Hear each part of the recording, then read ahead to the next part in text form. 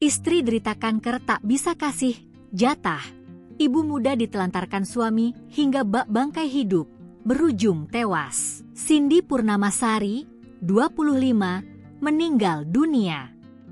Ia ditelantarkan suami di saat kesehatannya terus menurun gara-gara kanker paru-paru.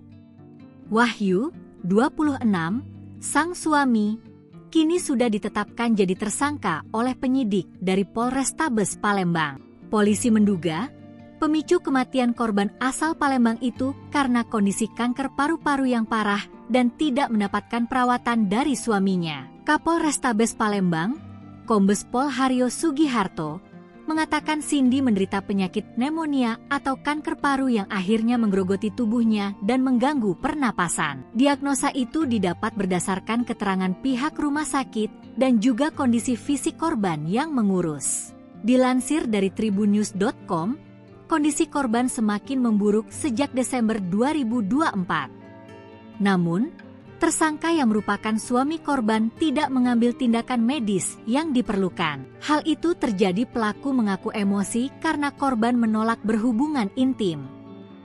Penolakan itu bukan pertama kali hingga memicu pertengkaran dan akhirnya pelaku enggan merawat korban. Permintaan ini sudah sering kali ditolak korban sebelum kejadian. Karena kondisi fisik korban yang tidak memungkinkan, kata Kombes Haryo dalam konferensi pers di Polrestabes Palembang, Selasa, 28 Januari 2025. Tersangka hanya meletakkan makanan di samping tempat tidur korban tanpa menyuapinya, meskipun korban dalam keadaan lemah.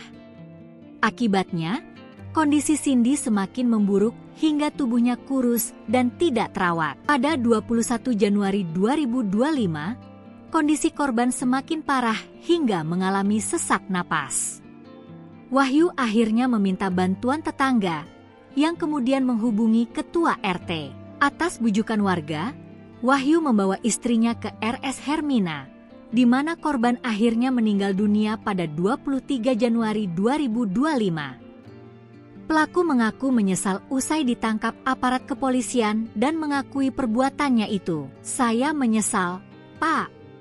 Saya juga meminta maaf kepada keluarga istri saya atas kesalahan yang saya lakukan," katanya di hadapan polisi.